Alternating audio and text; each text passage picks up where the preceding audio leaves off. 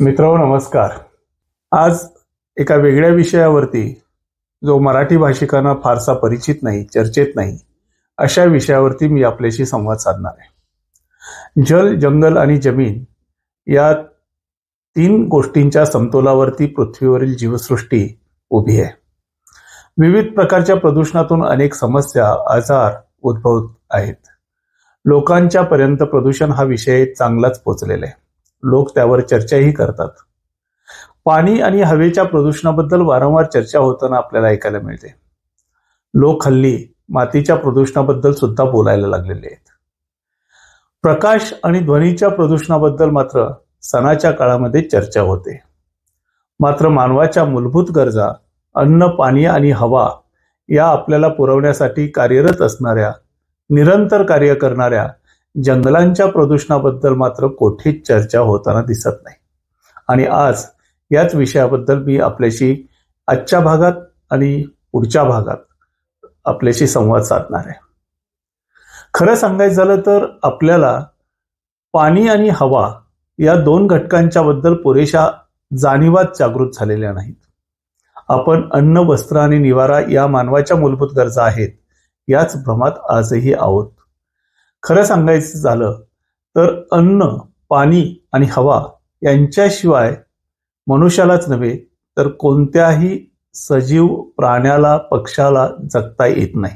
त्यातील अन्न मिळवण्यासाठी प्रत्येकालाच खूप धडपड करावी लागते, अगदी माणसाला सुद्धा. आणि त्यामुळं अन्नाच्या बद्दल आपण जागरूक असतो. मात्र पाणी मातीमोल किमतीनं मिळतं आणि हवा तर मोफतच मिळते. आणि या दोन घटकांच्या प्रदूषणाबद्दल आपण फारशी चिंता करत नव्हतो.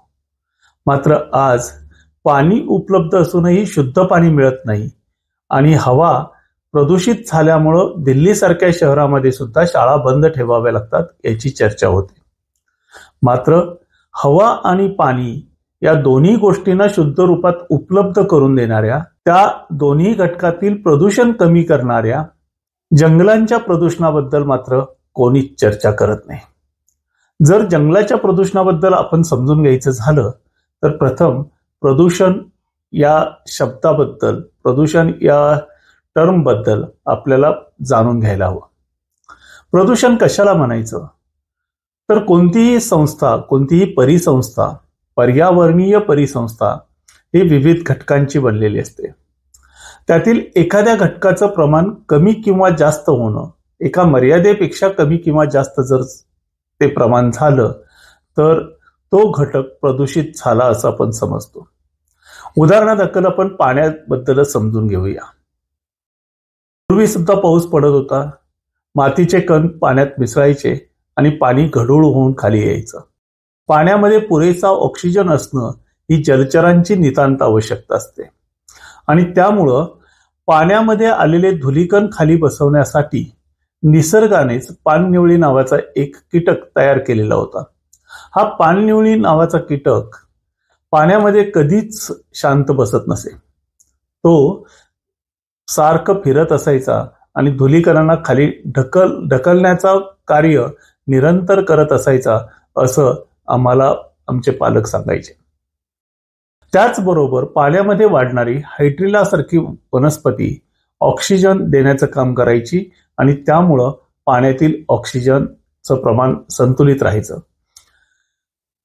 आज मात्र काय झालेलं आहे की ज्या वेळेस हे धुलीकण येतात त्यामध्ये पाणी ज्या घटकांना सामावून घेऊ शकत नाही अशा खनिजांचं सुद्धा प्रमाण त्या पाण्यामध्ये खूप मोठ्या प्रमाणात वाढतं आणि पाणनिवळीसारख्या कीटकाला त्या पाण्यामध्ये कार्य करता येत नाही. आता या पाण्यामध्ये समजा जर ऑक्सिजनचं प्रमाण शून्य झालं तर पाण्यात राहणारे मासे मरतात.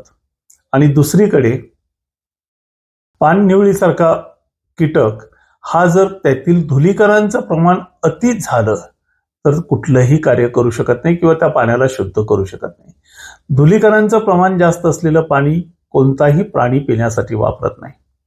त्याचबरोबर हायड्रिला सारखी वनस्पती अशा अशुद्ध पाण्यात जगू शकत नाही. त्यामुळं पाण्याचं प्रदूषण थांबवायचं असेल पाण्यात तर त्यातील किंवा एखाद्या पाण्याच्या साठ्याला आपण शुद्ध पाणी असं जर म्हणायचं असेल, चांगलं पाणी असं जर म्हणायचं असेल, तर त्यातील क्षारांचं प्रमाण, धुलीकणांचं प्रमाण हे एका विशिष्ट मर्यादेपर्यंत असलं पाहिजे. किती मर्यादेपर्यंत ते प्रमाण झालं तर चालू शकतं याचे निकष ठरलेले आहेत आणि त्याप्रमाणे निसर्गाने स्वतःची पर्यावरणीय संस्था विकसित केलेली आहे. अशा प्रकारची पर्यावरणीय संस्था तयार होण्यासाठी खूप कालावधी जावा लागतो. हजारो लाखो वर्षांचा काळ घेत ह्या पर्यावरण संस्था विकसित झालेल्या आहेत. मात्र या पर्यावरणीय संस्थेतील अशा एखाद्या घटकाचं प्रमाण मर्यादेपेक्षा जास्त किंवा कमी जर झालं तर ती संपूर्ण पर्यावरणीय संस्था ही प्रदूषित झाली असं मानलं जातं. आता यामध्ये जंगलाचं प्रदूषण म्हणजे काय हे समजून घेणं खूप गरजेचं आहे.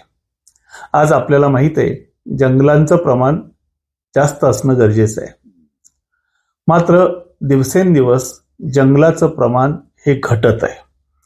ते किती होतंय तर दरवर्षी जवळपास 98 दशलक्ष हेक्टरवरचे जंगल नष्ट होत असल्याचं संशोधकांचं मत आहे.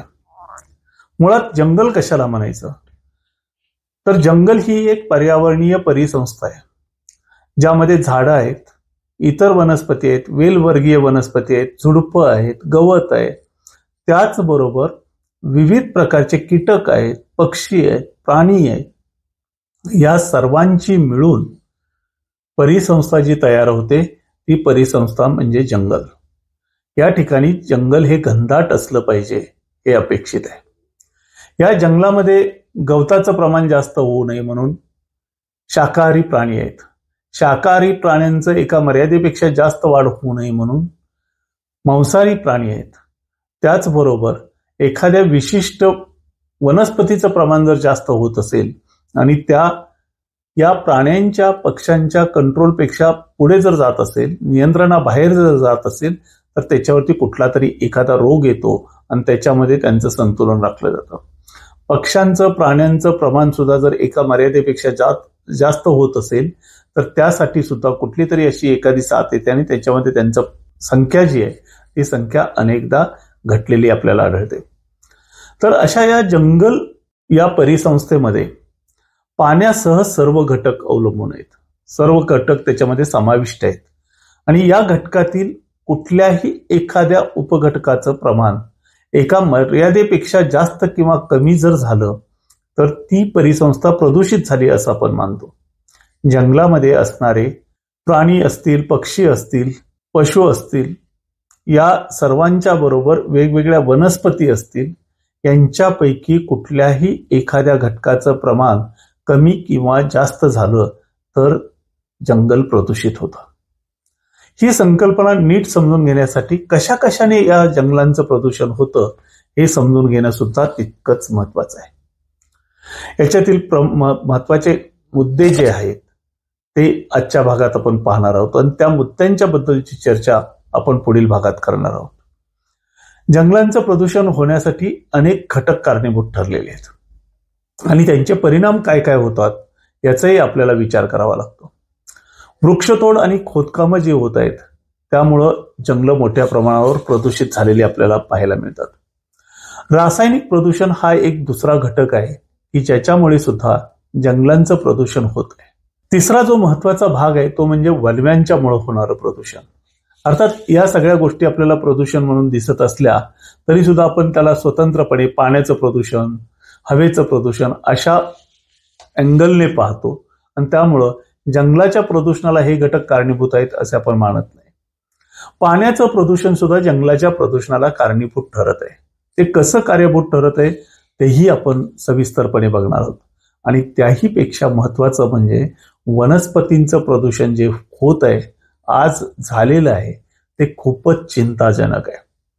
वनस्पतींचं प्रदूषण न रोखल्यामुळं इथल्या जैवविविधतेवर मोठ्या प्रमाणात हल्ला होत आहे. येथील जैवविविधता मोठ्या प्रमाणात घटत आहे. या एकूणच संपूर्ण जंगलाच्या प्रदूषणामुळं ग्लोबल वॉर्मिंगला हातभार लागतो. सध्या जी परिस्थिती आपण उत्तर भारतामध्ये प्रामुख्याने जास्त प्रमाणात पाहिली तशा पद्धतीनं दरडी कोसळण्याचं प्रमाण वाढतं, खूप मोठं नुकसान होतं आणि हे नुकसान टाळण्यासाठी सर्वात प्रथम आपल्याला अन्न, पाणी आणि हवा या मूलभूत गरजा पूर्ण करण्यासाठी पूरक असणारी किंवा आवश्यक असणारी अशी जी जंगलं आहेत त्या जंगलांना प्रदूषणापासून आपण रोखलं पाहिजे. तरच या पृथ्वीवरील जैवविविधता आणि माणूस सुद्धा टिकून राहू शकेल. पुढील भागामध्ये आपण वृक्षतोड आणि खोदकामांचा नेमका काय परिणाम होतो, वनवे लागल्यामुळं काय होतं, पाण्याच्या प्रदूषणाचा जंगलावरती कसा परिणाम होतो आणि जैवविविधता त्याच्यामध्ये वनस्पती आणि प्राणी हे जर प्रदूषित आपण केले तर काय परिणाम नेमके होत आहेत आणि आपल्याला सुद्धा ते कसं हानिकारक आहे याची सविस्तर चर्चा करणार आहोत. धन्यवाद.